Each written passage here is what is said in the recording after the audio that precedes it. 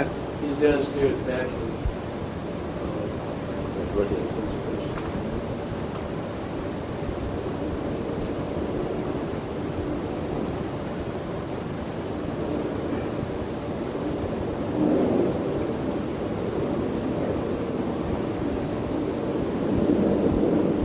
You have seen our books.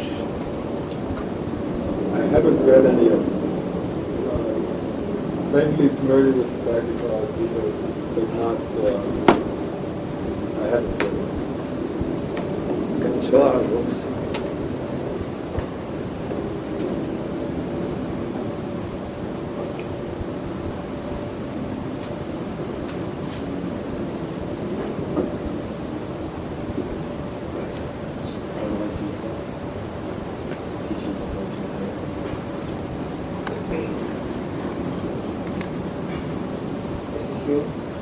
No. My picture is that side.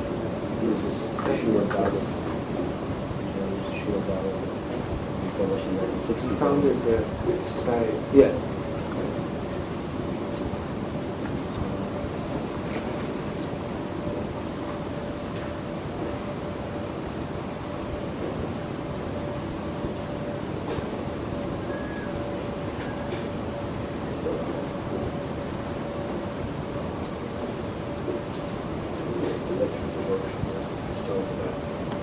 Psychological aspects. Psychological, sort of philosophy. It's all about the symptoms of devotional service. First, the symptoms of having a pure relationship with God.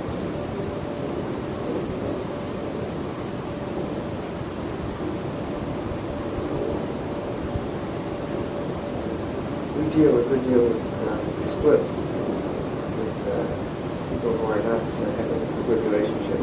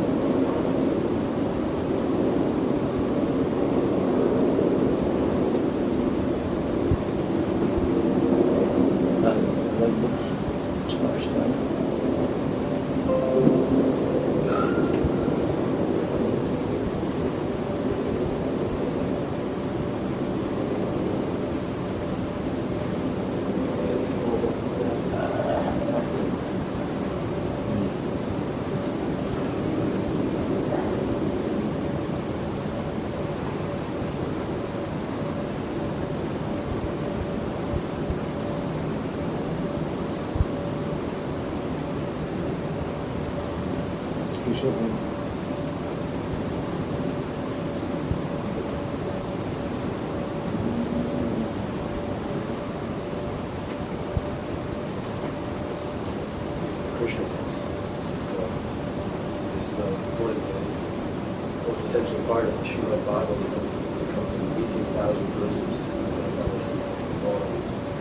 This is the essential part of the course that it goes from birth.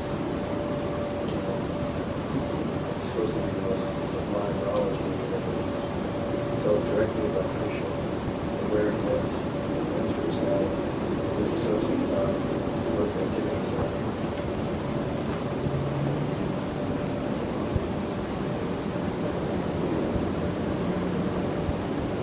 Very miracle. So the story. Philosophy and life. Krishna.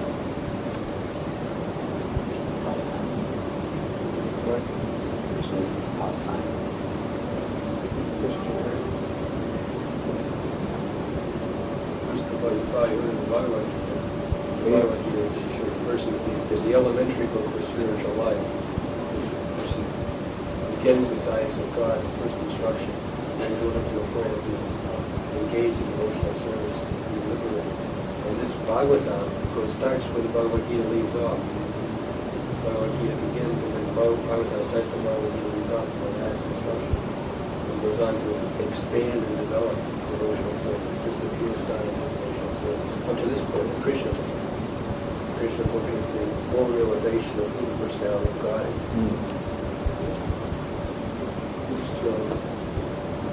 description of it is a synthesis of what?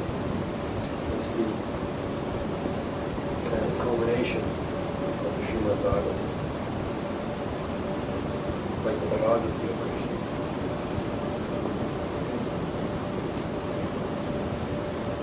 Do you have classes?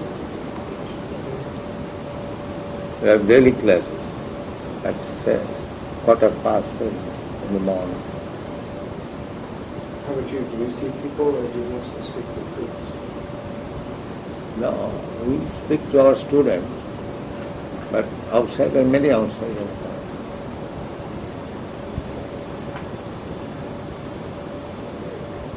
When one of the people here are feeling not in touch with themselves or depressed or out of tune with nature, is it gone after towards an elevation of the spirit and away from the body and away from that problem? Would you go into that problem and then away from it? I'm curious as to whether when there is a problem on the physical plane or with the person in society and the way that person feels about themselves in society, do you help that person by transcending that plane, by going above it, becoming more in tune with... No, we speak on the transcendental platform, not on the bodily or mental or intellectual platform. We speak directly on the spiritual platform. Do distinguish between mind, body, mind, intellect and spirit? Do you have any such distinction? Different platforms. Bodily platform, sensual, then above that mental platform, above that intellectual platform, above that spiritual platform. And do you go in those steps in the training or in the... Yes, these are the four platforms. Body, Indriyani, Pararahu. First of all, our direct perception is on the sensual platform, by sense perception. Just like seeing directly, I am seeing directly this machine. And then I am seeing by hearing from others.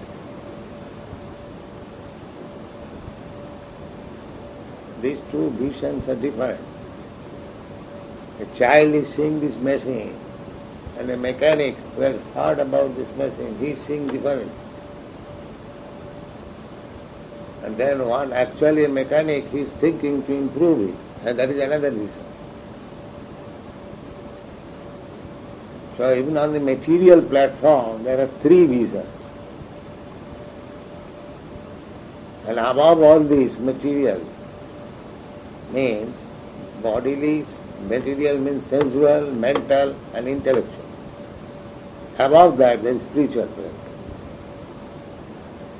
So we speak on the spiritual platform. And if someone is having problems on another platform, say at the physical platform, then he can be treated physically. do you treat him physically? No. No. Okay. We take it that if spiritually one is sound, then intellectually, mentally and physically he will be sound. Yeah. That is our property. Just like if you have got $100, then you have got $50, $10 and $25. That includes. But if you have got $10, then you have got $100. But if you have got $100, then you have got automatically $10. So we train our students spiritually. Just like for spiritual understanding, they have to rise early in the morning. They have to take bath. They have to take Krishna Prasadam. They are forbidden to take so many things. So in this way, automatically their physical, hygienic problem is solved. We don't pay very much doctor's bill. I am here for the last 7 years. I did not pay a doctor's bill. Mostly our students, they haven't got to consult for their physical disease. Mostly the immune form disease. So, actually, your body is healthy, sound in bodily health, mental, it's called fixity. Everything is there because the spirit soul is there. Because the spirit soul is there, your body looks healthy. As soon as the spirit soul is gone from the body, it will immediately begin to decompose. Is it not? The body will. Within your body, you are the spirit soul. I am the spirit soul. So as soon as I, the spirit soul, you, the spirit soul, go, leave this body, immediately the body begins to decompose. How do you feed the spirit soul? That I shall say. First of all, because the spirit soul is there, you are healthy. You take out the spirit soul, immediately your this lump of matter begins to decompose. Dead body and living body. This is the distinction. So long the spirit soul is there, it is called living body. As soon as the spirit soul is not there, it is called dead body. Dead body means it has begun decomposition. Therefore, the conclusion should be that so long the spirit is there, as long as the spirit is there, so long the mind and body is in sound condition. Okay? Therefore, if you keep yourself always spiritually fit, then you will keep mentally, intellectually and bodily fit.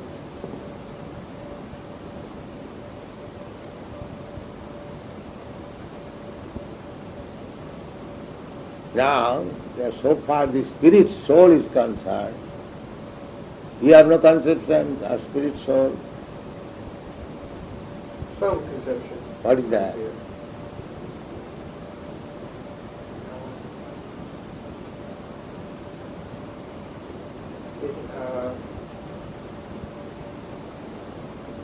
My words don't do very well. In essence, that inexpressible,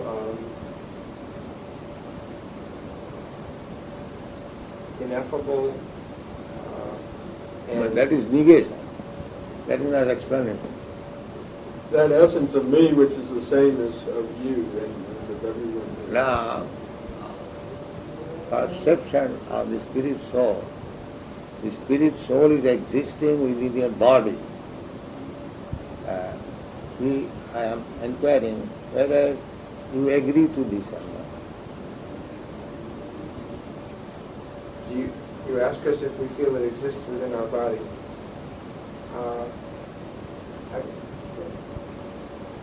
As I conceive of it, I'm not used to thinking in terms of the terms that you provide. Now we accept, unless we accept or Accept means unless we perceive and know it, there is no question of spiritual education. If I cannot understand what is that spirit soul, then where is spiritual education? And that is the basic principle of spiritual education.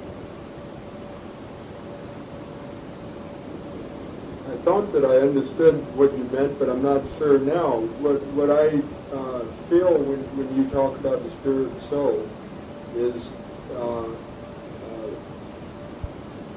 that part of me that I feel most when I'm not using my physical senses and I'm not contemplating talking. Physical senses working due to spiritual presence. You are moving your hand because the spirit soul is within you.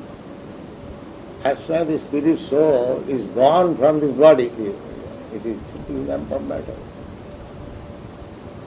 And the matter is separate from the spirit soul. Yeah. Is the spirit soul, is my spirit soul any different from anyone else's spirit soul? No. Okay. Yeah. I can understand that. Yeah. The vital force, the moving force, that is you and that is in me, that is in the ant, that is in the elephant, that is everywhere.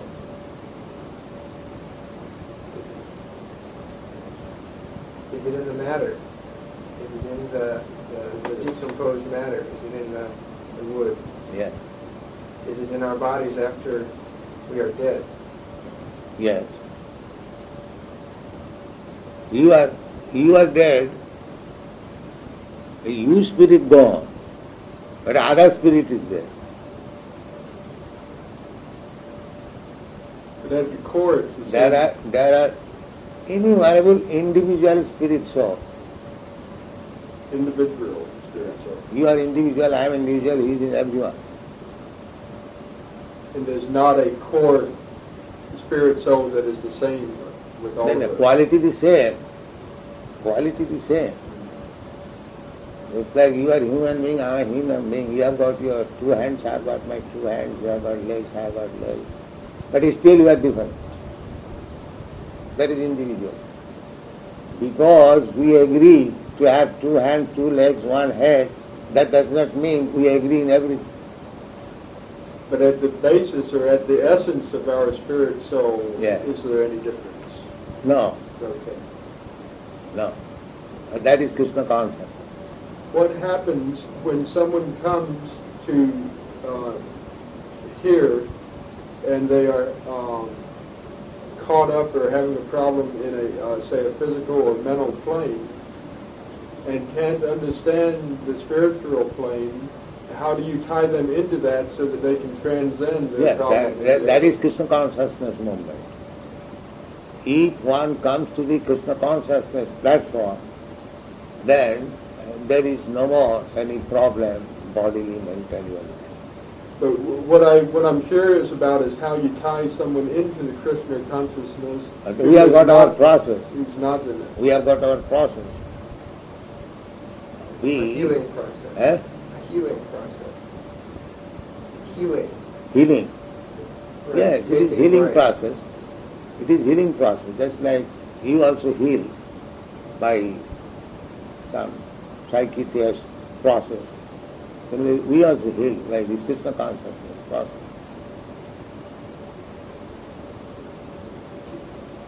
Could you say a bit about that process? Yeah, this chanting Hare Krishna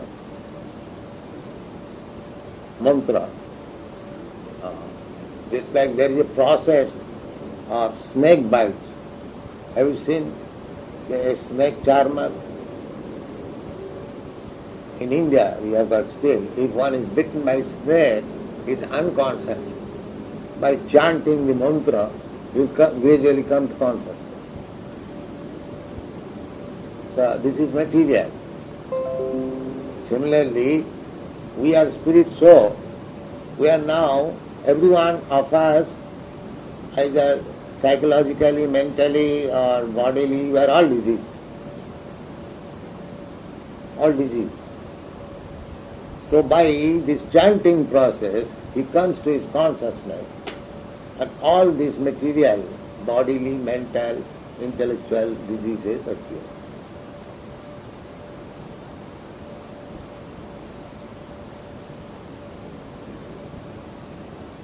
It would seem that someone would have to be of a certain mind for that to be of assistance. No, we create that situation simply by chanting. We are chanting and he joins in chanting. All our students do that. Then he becomes cured mentally, intellectually and bodily. See, we meet people who would not do that. They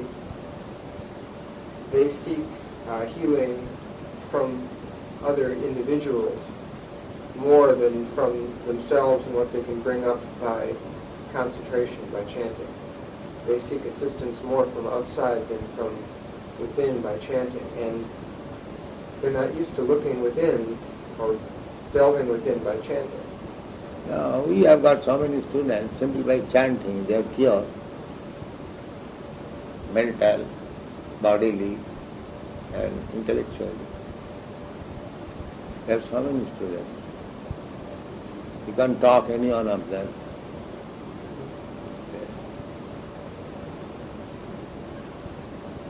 After going through the process to get their Krishna consciousness, then would the student stay in the movement as far as like at the temple and in the temple, or would you go out into the community and do regular jobs and that type of thing? Yes, there are many professors. He is a doctor of chemistry. He is doing his job, but he is a Krishna consciousness. So there are many professors, many workers.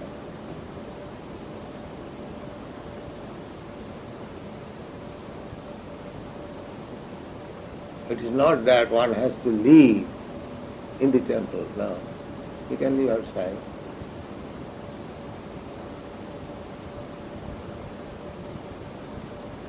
But he keeps his Krishna consciousness. But within the society, it is easier because association has got some influence. It's easier to stay with the discipline. Yes.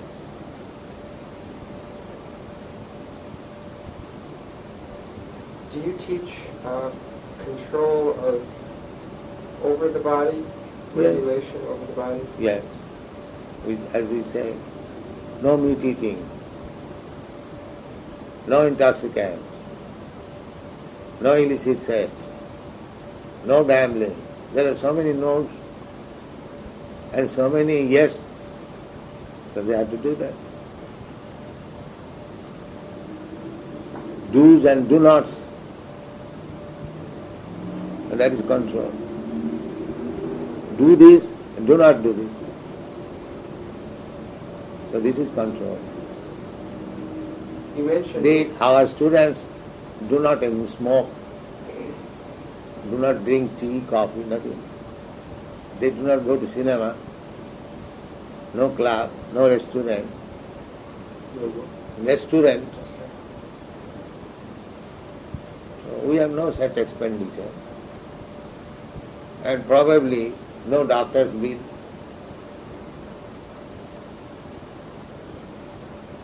So at least we save so much expenditure.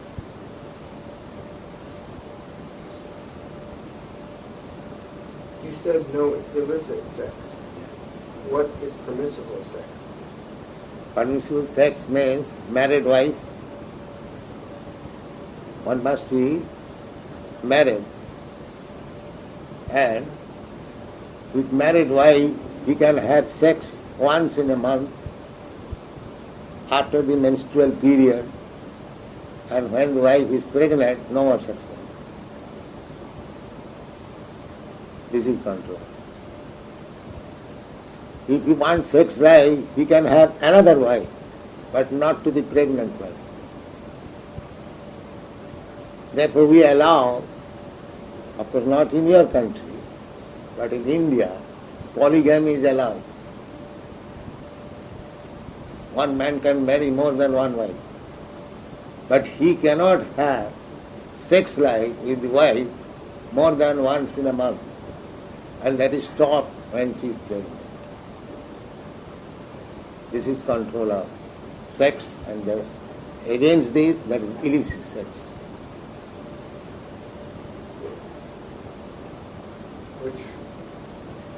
Which seems Even if your wife, when she is pregnant, if you have sex, that is illicit sex.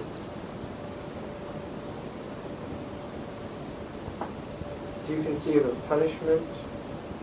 Punishment will be already there, automatically by nature's way.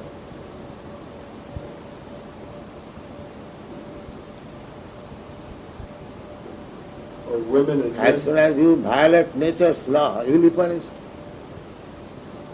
Suppose you are eating, if you eat little more, you will be punished.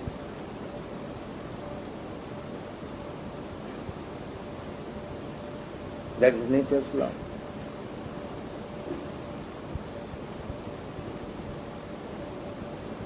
If you have more sex life, and then you become important. Or that nature's punishment is there.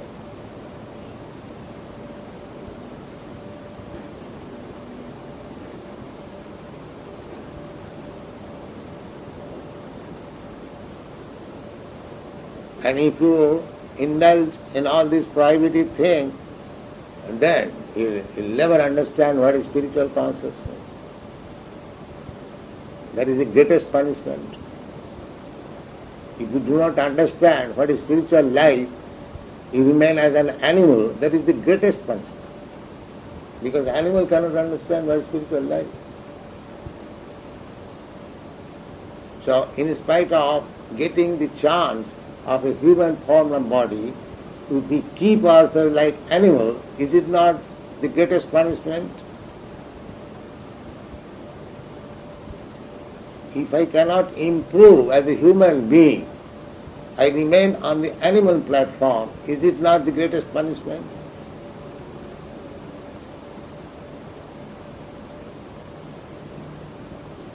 So if we do not follow these principles, then we cannot understand what is spiritual life. That means we remain animal. Is there an end point to the great process? Is there an end point? Yes. As soon as you understand God, then your knowledge is perfect. If you do not understand what is God, then your knowledge is imperfect.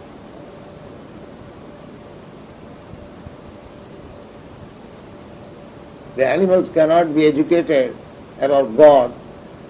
A human being can be educated what is God. Therefore there are so many books, literature, scriptures in the human society. See, if we don't take advantage of this human life to understand God, then we remain animals. Have you seen people who have understood God and who have been in Krishna consciousness that have then regressed or gone back into the other platforms? And that one can go, because there is relapse. You become released from disease, and again there may be relapse. I'm sorry. Any disease, you are for the time being cured, but again you infect, you become again diseased. That is possible. But if you keep yourself quite fit always, there is no fall down.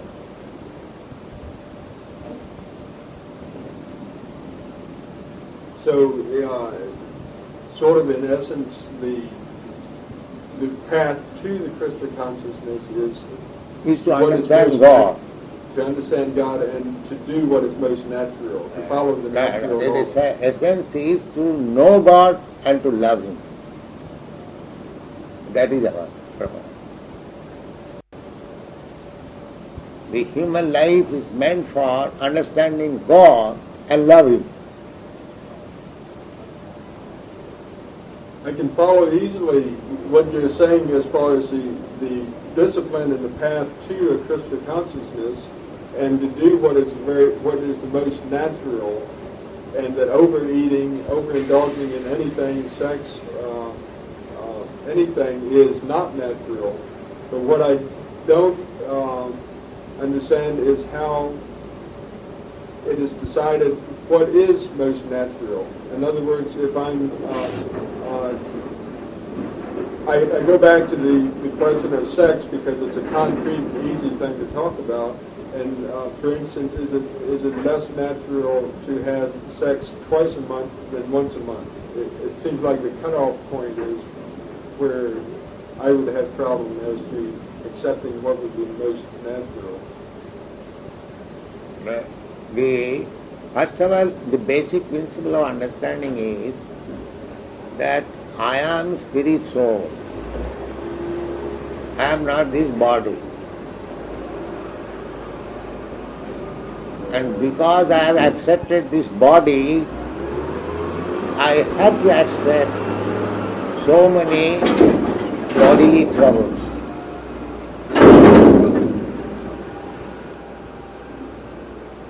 So many what? Bodily troubles. Yeah, yeah. The treatment is required, body, mind. But because we have got this body and mind. So my problem is, why I have contacted this body and mind? Why you have? Yes. Because I go to treatment for my body, because I...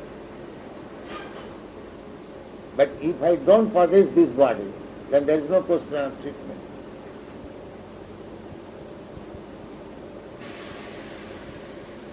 I missed the last again. If you don't have this body, then...